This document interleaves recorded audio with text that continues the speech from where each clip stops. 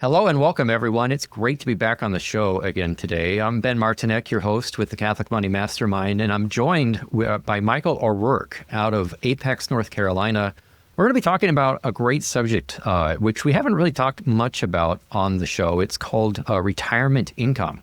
But not just retirement income. We're really talking about like the transition into retirement income and what's important to have as part of having good retirement income and maybe what's not so good to have, and just like different ways you can set your income up. And so, if you're maybe on the verge of retirement or even in retirement, or you know of somebody who is, and you're looking, 20 or 30 years out into retirement, and you're just kind of curious, like, well, what kind of happens? Like, how do you live off of retirement income? Well, I think, we're going to give you some good food for thought as part of today's show. But before we do that, Michael, it'd be great if you could just maybe share a little bit about yourself and your background. It's great to have you on the show. So where do you hail from, Michael? Thanks, Ben. It's nice to be with you. As you mentioned, I'm in Apex, North Carolina, which is just outside of the capital of Raleigh. And I work with Hunter Street Investment Advisors, which is aptly named as we are on Hunter Street, right across from Town Hall. So I have a half a dozen fellows I work with, a couple of whom I go to mass with all the time. So it's a great group of guys.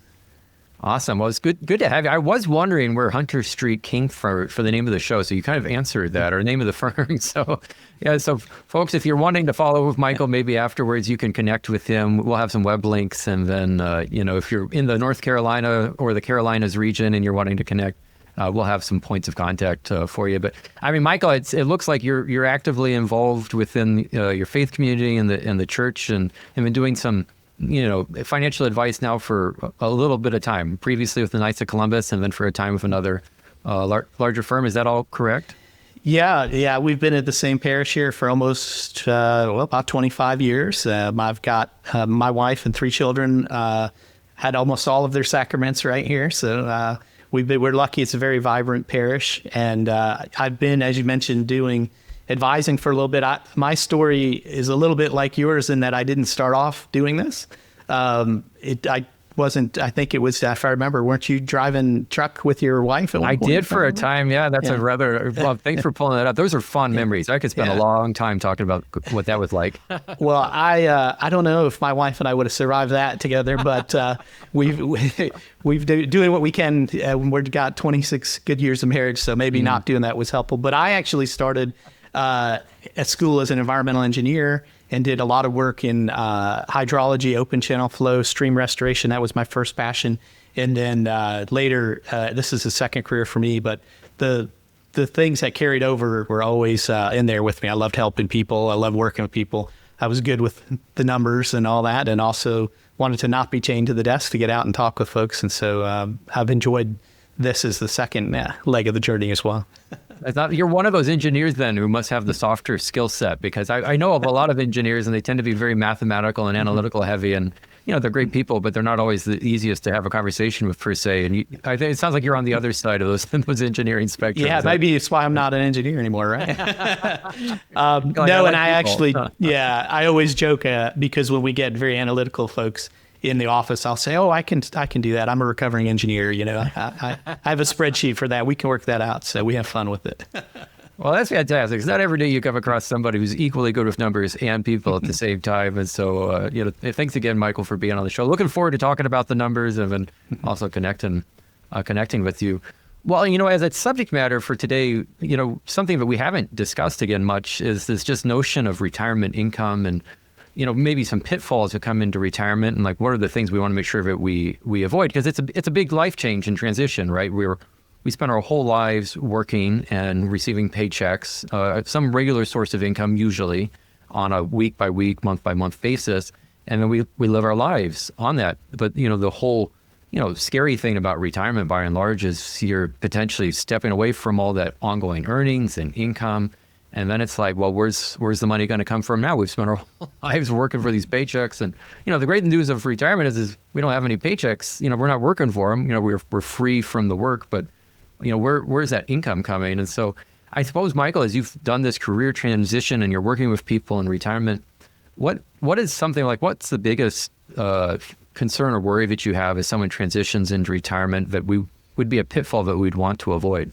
Yeah, I mean, there can be several things that jump out, get folks, but I think universally speaking, the one that we always have to be mindful of is longevity, right? Because with longevity comes more risk for all the other pitfalls, that could be, good years in the market or inflation or health risks, whatever. But obviously, the longer you live, the more likely you're going to run into all of the others. So longevity is the multiplier, and that's the one that scares people because ultimately that comes back to, am I going to run out of money? Right. I mean, I suppose that's the real worry that we have is like, look, we live too long or we've spent too much early on or something happens. And now what sources of income that you did have or were expecting on have either depleted or reduced, or maybe they've gone away altogether. And then it's like, well, what do you do now? And like you have this perennial adage of, you're left living under a bridge eating cat food, which thankfully, hopefully that doesn't actually happen for anybody. But it's a real worry. So we're trying to get the most out of your income because we don't want to necessarily leave it behind. You spend all these years working towards retirement, that if your retirement assets are sufficient enough to produce, I don't know, let's call it X income, but then we live at 80% of X because we're afraid of overextending ourselves. It's like, well, then we just took a 20% pay cut, and that's real money that's left behind on the table that we could have used otherwise. And so trying to dial this in and get the right amount of income where it's enough to last for your situation, but not be too much where you've become overextended and you're lost. Like that's kind of a tricky, problem that we're figuring out. Wouldn't you agree? Yeah, absolutely. And the beauty of having a good plan is that it gives you permission. It's a permission slip, right? If you've got all your bases covered and we could, pretty reasonably say you're not going to run out of money, you feel free to use what we've allocated. And that's a big thing. And especially, it could be business partners or other people we're talking about that have money involved, but especially when it comes down to husbands and wives, it's super important because I don't know if you've noticed this, but sometimes we always say opposites attract. I like to say complementary pieces attract, but still often what that means is we have one spender or one saver or one who's risk averse and one who's, wants it front loaded or back loaded. And so you've got two people to please. And very often is the case if it's a family. So that makes it more complicated. Yeah, it's a relationship and there's two individuals and they're not the exact same, which anyone who's married certainly knows that to be true, right? And that's a good thing. I mean, it would be rather boring if my wife was the same as me. I wouldn't want a replica, honestly, of myself. It's good, but we're different. But then, we're trying to make sure that we're both happy and staying content in this arrangement, and not just one of us getting our way, right? This whole issue of compromise and collaborating and working together. And so, so we've got, there's one concern of longevity and retirement income, but you had mentioned too of what you called the 4 L's, Michael. And so could you maybe just elaborate on some of the other L's that are also in place as part of a good retirement? Sure. Yeah, absolutely. So longevity is the overall umbrella, but then the other pieces that we talk about are your immediate lifestyle, what's your day-to-day going to look like, and that might change over the arc of your retirement, certainly. The legacy that you might want to lead certainly is a big piece for some people. And then one that people don't always think about, but we do, is liquidity, and what's true liquidity versus technical liquidity, for example, and why is that important? And so that's the 4th L that people don't always think about, but it's a big one. With that liquidity piece too, we're not going back to your environmental engineering days. We're talking about just the ability to take assets and convert them to cash, either during your retirement income years or maybe at the point of death, I would imagine. Is that what you're thinking about? Yep. Yeah, exactly. If you have a certain amount of you have $10,000, you want to take the grandkids to Disney World and it's sitting in a savings account, that's truly liquid. You just take it out and there you go. If that $10,000 is part of a strategy that's generating what you're living on, technically it's liquid. You could sell it or liquidate it, but is it impacting other things? Is it only technically liquid? So yeah. So I mean, how available is this money for use? is there, and what does it impact? Right. Absolutely. Because I mean, there are other investments for sure that are the ability to immediately convert them to cash aren't there. Like, I mean, it may be a very lengthy process or it's an expensive process to convert it to cash, or it could take months, perhaps years. And so, I mean, there's, how much we would want to be aware of what's illiquid in your situation could be, similarly problematic of, we don't want to be banking on that, or at least we need to give things the sufficient runway they need in order to, to keep things on track for yourselves. So, again, we have this concern then of wanting to spend as much as we can in retirement, but not overspending. And I think it's worth mentioning that why this is an area of focus for both Michael and I, and it's just part of some of the designations that we've acquired. And perhaps if you're looking for retirement assistance, you would want to be working with someone who has this designation, is the retirement, I'm blanking on the terms. So I'll have to claim the RICP, right? Yeah, the RICP. Yeah. But is it the retirement income? It is retirement income. That's certified right. professional, right? Correct. Yeah. So, you want to work with someone who's a retirement income certified professional because, part of that coursework, to make mention of that designation and making maybe for you to be aware of it as a consumer is to focus you in on all the aspects of retirement. And some of that's sources of income, some of that's managing portfolios, some of it's, Social Security. I'm kind of curious, Michael, with you having gone through the RICP designation, what was one of the things that stood out most in your mind that you learned through that process? Yeah, I think one of the more comprehensive pieces of it is that while it's super important we talk about the money, there's pieces that are non-financial that we need to consider, like where are you going to live? And if something happens to you, who's going to take care of you? Do you have family? Do you have all these things? Is your lifestyle going to change? Do you want to be somewhere walkable? All of these things. We certainly surround everything with the finances, but that's the human aspect of it too. I tell people a lot of times when they're getting ready to retire, I know now what you're running from, but when are you running to? Are you going to be grandpa? Are you going to be a golfer? Are you going to start a second career? You volunteer? What is it and so that social aspect of it wasn't something I originally thought as much of, but it was a big piece of the curriculum. And of course the other financial pieces only support it. So. Yeah, absolutely. I did find that to be one of the more fascinating components, and it did take up a good focus. But, good retirement planning isn't just about the money or the numbers. Good retirement planning is about the whole social fabric and just aging and maybe some questions of medical care and cognitive decline. And, we're working with people who, presumably are coming towards the end of their life at some point. And so just as an advisor, how can we be a trusted guide for that person? Not just in the early stages of retirement, but mid-stage, late stage, we're really working with them through, quite frankly, through the end of their life. And so it's kind of a very privileged, special place to be at with somebody as they're, still working through these money questions.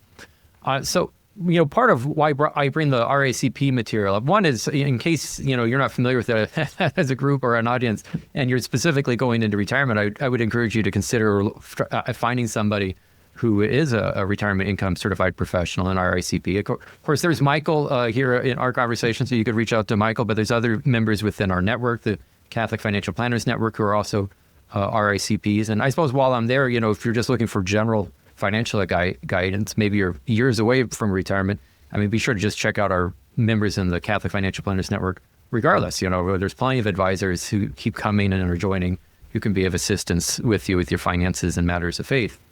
But, we were introduced through that curriculum, Michael, with a gentleman by the name of Dr. Wade Fowle. And he's really a thought leader in this space on basically how he's an economist by training. But his whole focus, his specialization really in his career has been, what's the way to get the most out of your retirement? That echo that sentiment that I had previously about, hitting that point of optimization or efficiency. That's almost like that's his life's pursuit. And so I just would like to kind of kick it over with some of your observations on Dr. Wade Fowle, because I know that he's, been an influence too in some of your thinking on retirement, correct? Sure.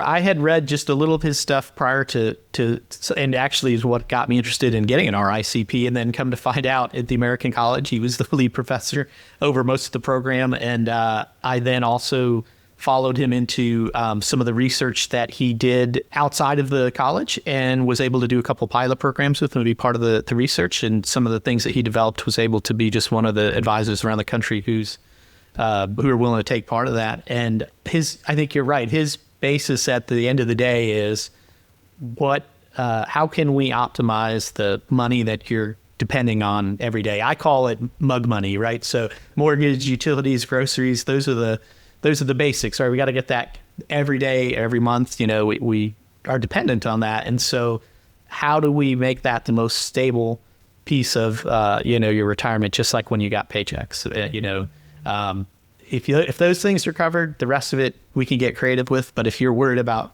your mortgage payment or, food on the table or something, we're doing something wrong. So that's the first step. Right. I mean, as you had said ahead of the call, I mean, there's this breakdown between discretionary income and non-discretionary income. And again, for good or ill, we live in a society in which we all get paychecks on a regular basis. So we're pretty habituated to receiving those paychecks. And so it just kind of makes sense that when you go into retirement, we kind of have you at least situated to some degree on ongoing regular paychecks, because that's just kind of what you're used to. And it doesn't make sense to make a big old transition what you're used to at the end of life. But, how much that income needs to stretch can vary. And minimally, we want to at least stretch enough that, you're not worried about how you're going to go and pay your next grocery bill, because it'd be a hard place to be at and still have an enjoyable retirement, right? Sure. If you work from 25 to 65 and you get 24, 25 paychecks a year, I mean, that's 1,000 paychecks. But then if you live another 30 years in retirement, that's 700 plus more paychecks that you're trying to generate for yourself, right? So people don't put 3/7 of their money away for down the road. That's not how we do it. Thankfully, we don't have to. There's other ways. But there are a lot of dollars that you need to come up with in your retirement, depending on what your lifespan is. And the focus ultimately on a lot of what we do is in our RICP it's the retirement income stream, right? How do we cover those needs every day? Like I said, the mug money. Above and beyond that, for our wants and desires and beating inflation and staying ahead, there's a different set of dollars that those are.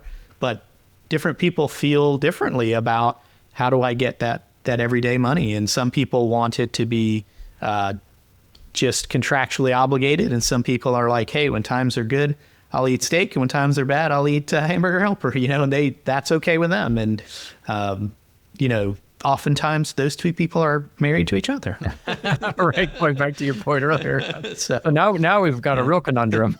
Right. All right. No, well, I think that's part of the value or the point that you're bringing, though, Michael, as well, is that, look, this isn't just about knowing the numbers and what the options are and the different products or solutions, but also just recognizing that we need to customize a plan that's specific to your personality type, your risk tolerance, as we like to call it, and what's a good fit for you and what's not. It's really not all that different from like buying a handmade suit. We need to know what's going to be the right fit for you as a client for what makes sense. And what's, maybe to state the obvious, is what's good for one person, what's a good fit for one person isn't a good fit for someone else, right? If you're not 6'5", then, having a 6'5" suit doesn't make any sense, right?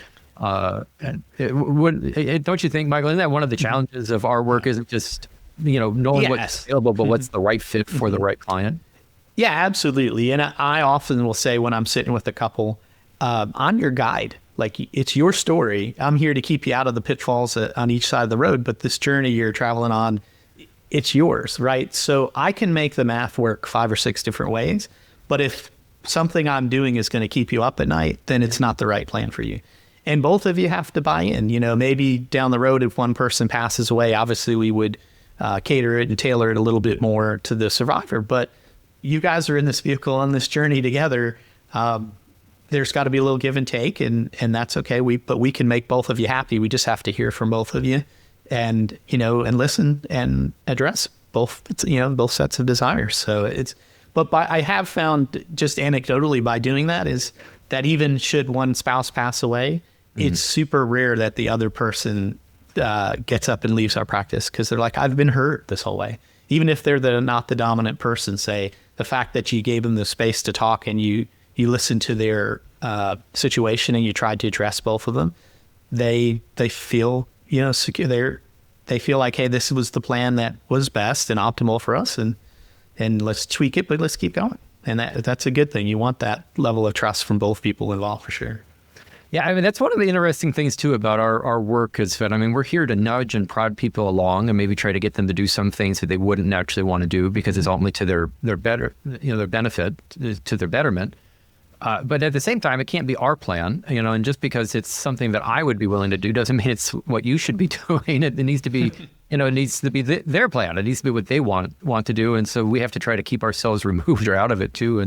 And just because it's what I would be willing to do doesn't mean it's what, what they should do, or it's a good fit for them. And so having this, I don't know, this distancing to say, hey, let's have this be your decision and not mine, right? Your notion that you're a guide, I think, just really captures that so well. Right. And you have to, you sort of have to try your best to check your biases at the door with them.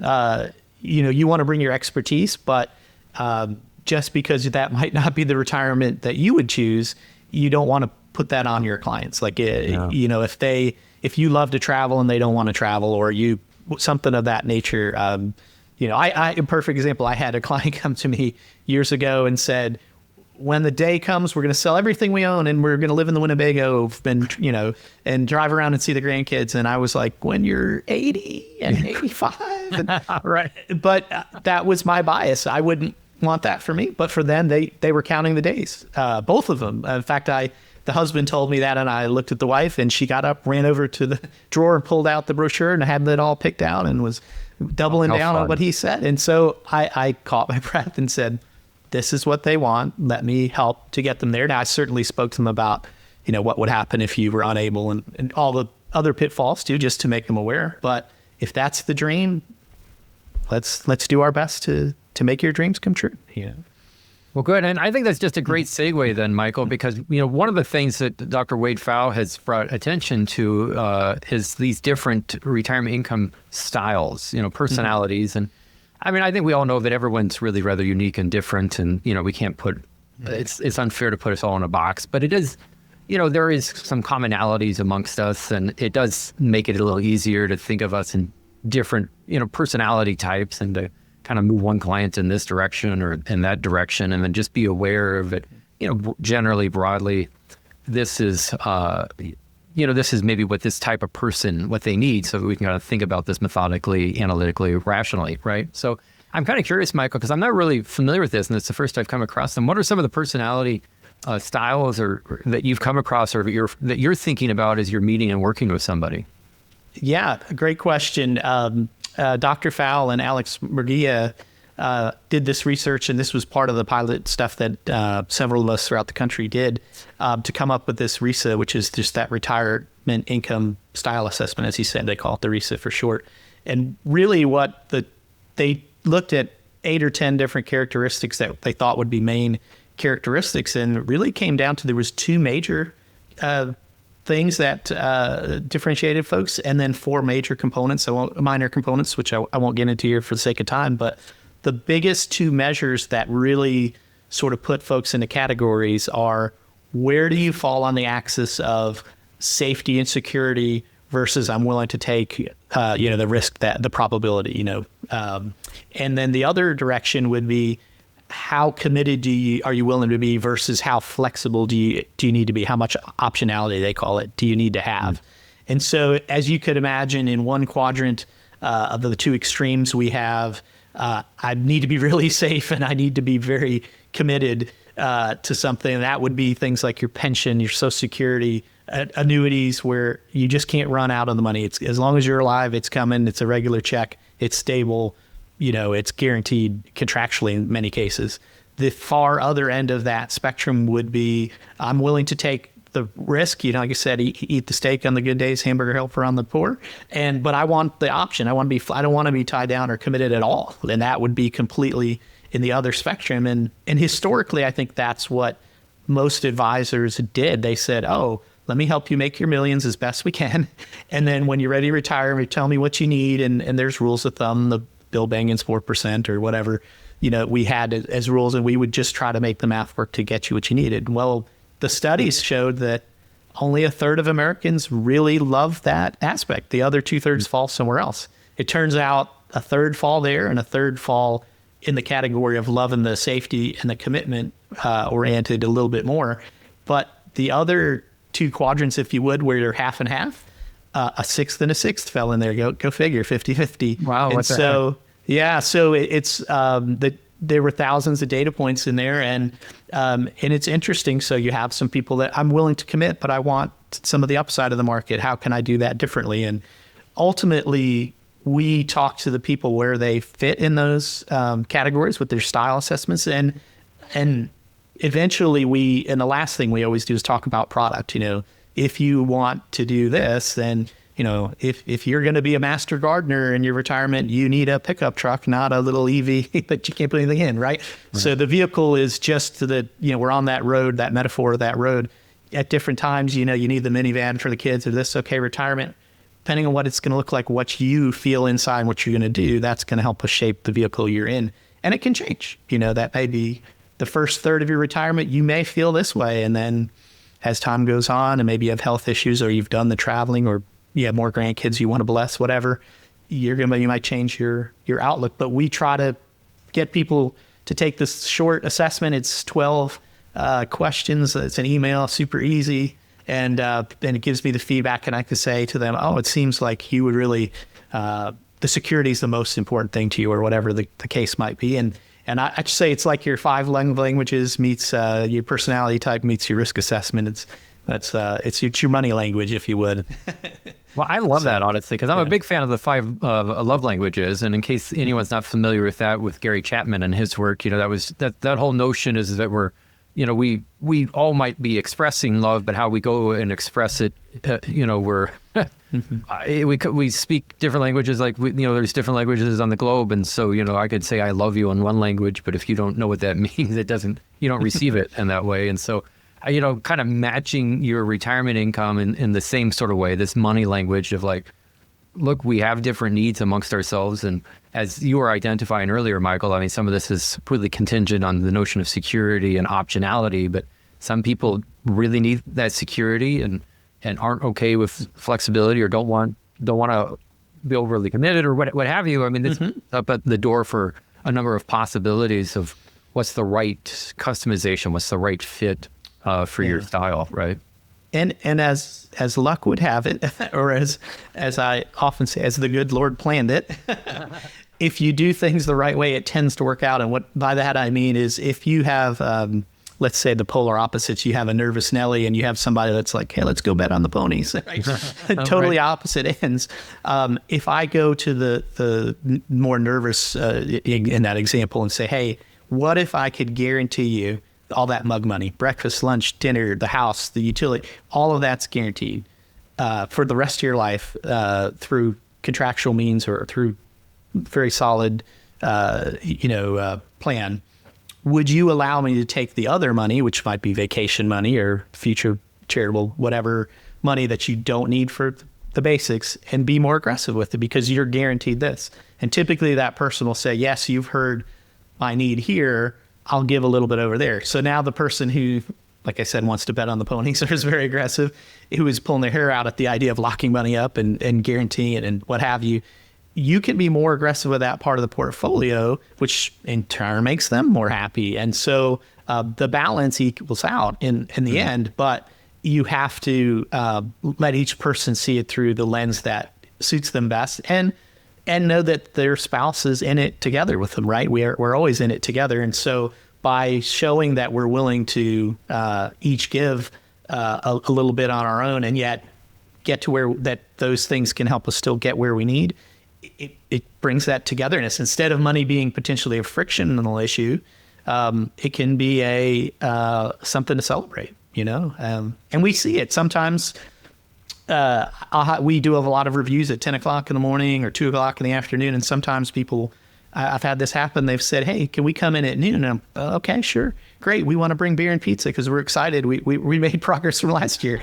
That's great. Much better than like going to the dentist one year, out of the year. And, I got to go back and see Michael. No, it's not that. We don't want that. We want the celebrations to say, hey, I know this is going to be good news and we're in it together and we're both excited. But now that said, sometimes one of the person wants to go through all the spreadsheets and all the numbers, and the other one's like, just tell me what the number is at the end of the month.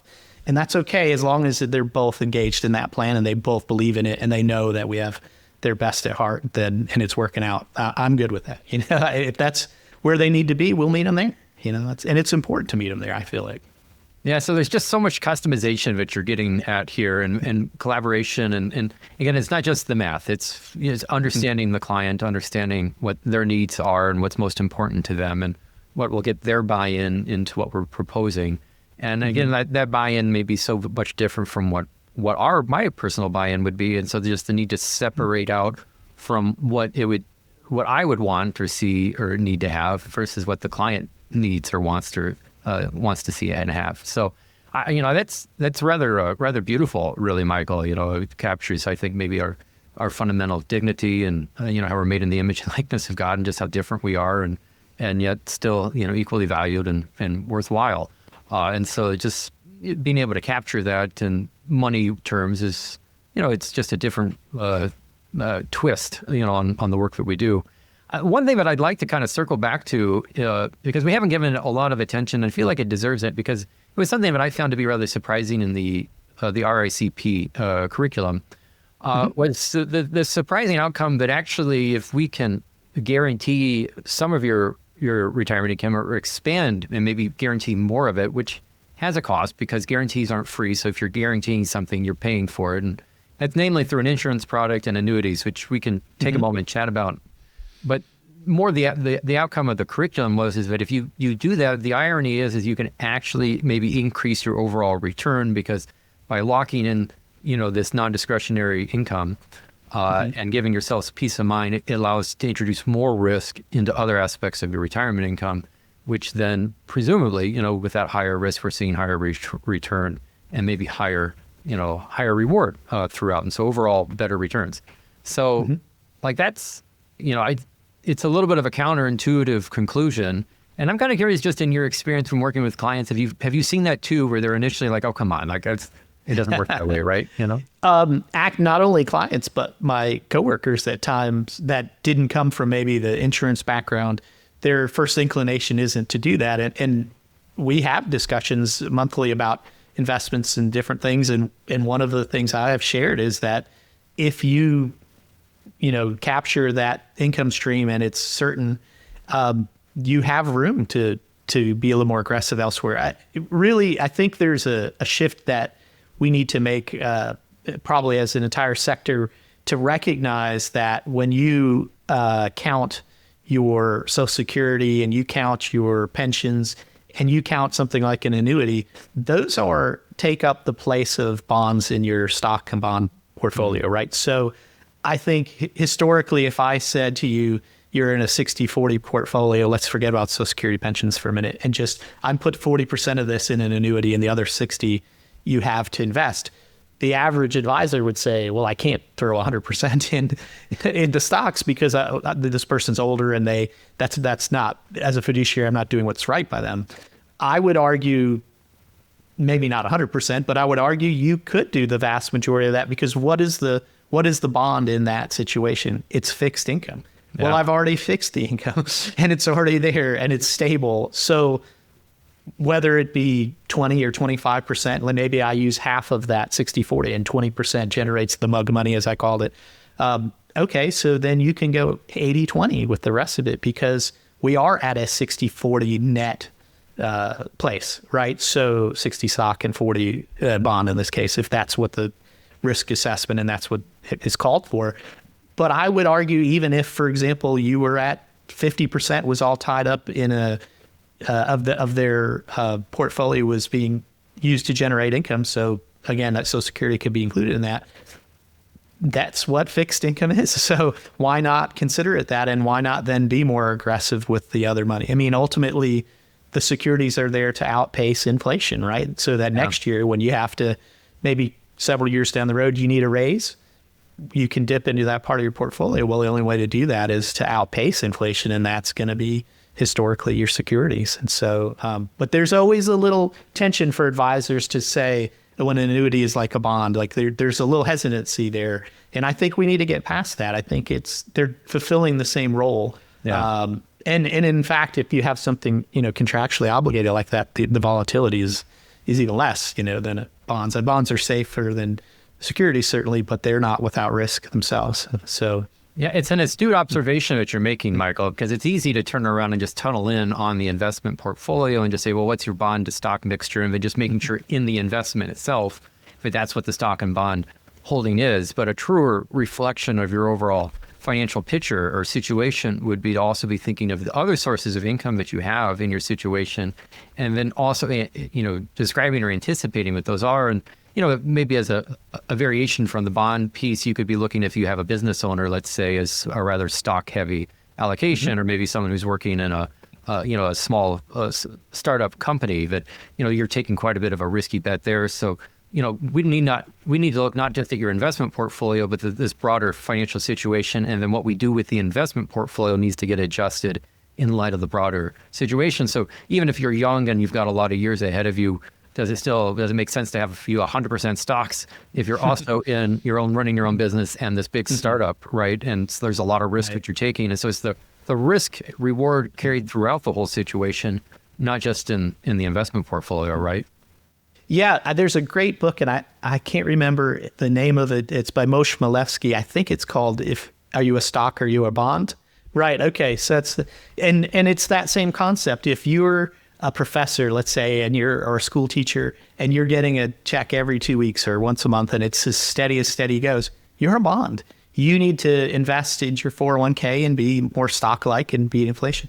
Now, if you're a small business owner with varying income, or you're a sales guy or gal, and some months are bust and some months are boom, you're a stock. And you need some stability. You need that bond-like emergency fund to be a little bigger and things like that. So as we turn our human capital into true capital over our lifetime, I mean, the beginning years, the biggest asset we have is our ability to make money. As we get towards the end of those paychecks and it's starting to generate our own, now we've got to say, okay, I need that steady portion in some fashion, that retirement income stream, and what's it going to look like? And that's where those personalities, those styles really affect, one end of the spectrum being contractual and just certain, to seat of my pants way at the other end of it, and everywhere in between. And most people, of course, are closer to the middle, where there are very few extremes, but it's important because you're going to live the way you whatever your money is doing, you're going to be forced to live that way unless you change it. So if you are in a very volatile portfolio, it's going to be some good years and some not so good years or months. And if we've removed any of that stability in retirement income, everything's really contingent on what's going on with the markets, which it is going back to this general question we always have of, like, can you sleep at night? Like, I mean, if markets, things that are outside of our control are hard to sleep through. Amen. We don't really want retirement income to be one of those things that's completely outside of our controls. I wouldn't want to put it all on the markets. Otherwise, golly gee, I mean, there would be some nights where it'd be hard. What am I doing? Or what have I done? might be the question. And to the point of, like, the emergency money or the safe money, there are people that are like, I need to have 2-3 years just sitting there liquid so that I know if there's a couple bad years, I could pull 2 years out of the bank worth of living expenses. And there's people that are like, 6 months is too much, I'm good. And that's their personality type, as long as they are true to their word and willing to live that style. And oftentimes they are. Then you just meet them there, and certainly try to guide them as best you can not to get too extreme one way or the other. But yeah, we meet people where they are. It's like I said, it's their journey. I'm just here to guide them, keep them out of too much trouble.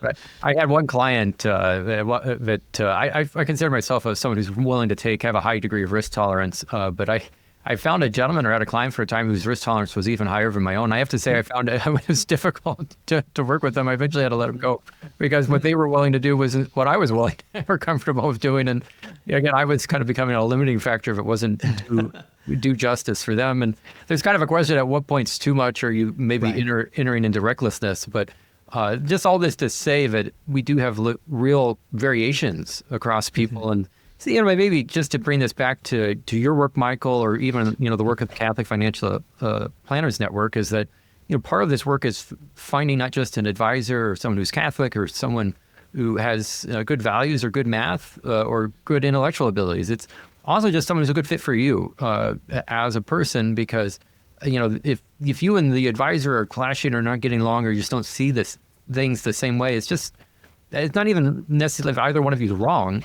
it's just it's probably just not going to work out because we do need to have an appreciation for our variations and our differences, and so there's just needs to be kind of a meshing of sorts between the advisor and the client where there's just a good connect so that when you get some maybe nodding or direction or even some hesitation on the part of the advisor, it's well served for you. So, and maybe just as we start to kind of close some of those thoughts out, is that your experience? Have you found maybe, Michael, any situations where either there wasn't a good fit or you've been able to be helpful because it was a good fit? I'm kind of curious what some of your experience has been. Yes, actually, in the beginning, I think when we all start to build our book of business, it's like you just take the people you can get. And then as you progress, you start to realize, to your point, who's a good fit and who's not. And the most common person I have trouble with is the person that kicks in the door and says, what was your number on this last year? What did your investments do? They want a percentage. Yeah. And I the first thing I do is I say, time out. I can find that number for you. Certainly, we can talk about it for whatever the case might be. But if that's the most important thing to you, then I'm not the right advisor to you. Because, let's be honest, if the market did 10% for the moderate, portfolio last year or whatever the case is, your advisors should do 9 to 11 or 10 to 12 or somewhere in there. If they're doing 2 or they're doing 20, you should ask questions. Right. If the guy up the street beats me by a half a point or I beat him year to year, it happens, right? Yeah. If you're chasing that number, all I know is that next year when somebody beats me, you're going to be gone. Yeah. I can control other things, like if we do proper tax planning and we get you in the lower tax bracket, that the difference in those two brackets might be 7% or whatever it is. That I can guarantee you, that on top of the 9.5 or 10 or whatever I got you over there, that's the added value. And if you are just worried about, did I get 9.5 or did I get 10 or did the other guy, then you're not for me. And I'll tell you, we have 2 other advisors in our building. And I'll say, would you like to go upstairs and meet one or downstairs and meet one? And they look at me like, you don't want to work with me? And I'm like, we don't have the same values. If you don't value that, if after hearing me say that, you relax and you say, okay, now that makes sense, I want to, then we'll have that conversation. If you still go back to the numbers, I will gladly walk you up or down the stairs to somebody else. And so those, I think both ways. My clients want to feel valued, and I do everything I can to make them feel valued, but I do too. If you don't value what I'm doing for you, there's really no reason for you to stay. You could go tomorrow. And I would love to build the relationships. I'm not a very transactional person. To me, there's an element of ministry in this from back in my days at the Knights of Columbus and just the type of person I've always been in service industries. I want to be friends with my clients. I want them to speak well of me because not of me, but because I want to have been doing them a good job for them. So I'm not chasing a number. And it took me a little while to figure out that was somebody who wouldn't work well for me. But once I did, now I'll do it. But I hate to do it because I try to change their mindset a little bit. But sometimes there's oil and water and you just can't mix them. That's right. To each their own, right? At the end of the day, if it's not a good fit, it's just not a good fit. And one of the best things we can do is to see that and then to let them go and hopefully they can find the advisor who is a good fit for them. And so, Michael, I've just loved everything that you've had to share here. And there was one thing I wanted to circle back to, but we'll just have to tease the audience on this. We'll have it as a future podcast topic, which is just like getting into the nuts and bolts of annuities. And so, because we've talked a little bit about these contractual obligations, and annuities are the means by which we can largely, pursue that and how that can add stability to the portfolio or your retirement income. But, Michael, we'll just have to have you back on the show in which we go and kind of nerd out on annuities with a few other advisors and can give an in-depth conversation. But for the time being, if someone would like to maybe find out and learn more about you, Michael, or they're interested in your services, what's the best way for someone to follow up and connect with you? Yeah, thank you. As I mentioned earlier, I'm with Hunter Street Investment Advisors out of Apex, North Carolina. We are a national firm, though. We do video calls everywhere. We're regulated by the SEC, so we don't have to worry about all the different state licenses. They can reach out to me via email, which is just M. O'Rourke, which is OROURKE at HSIadvisors.net. Or they can give me a call, 919-612-5559. And that's my cell phone. I'm the only one that answers it. So happy to talk with them. So please, folks, please do reach out and ask Michael if you got any questions or you want to learn more, especially if you're entering into retirement and you're looking for someone to guide you in retirement income. Again, Michael's got a designation specific to that subject matter and is obviously well situated to be able to answer questions related to retirement and maybe just how to structure a good plan to make sure that your retirement goes according to plan. So which is kind of what we're working to accomplish. So folks, I hope you really enjoyed the episode. Michael, thanks so much for being on the show today. And until we meet with you all again for our next show, just wish God's blessings to all of you. Thanks so much.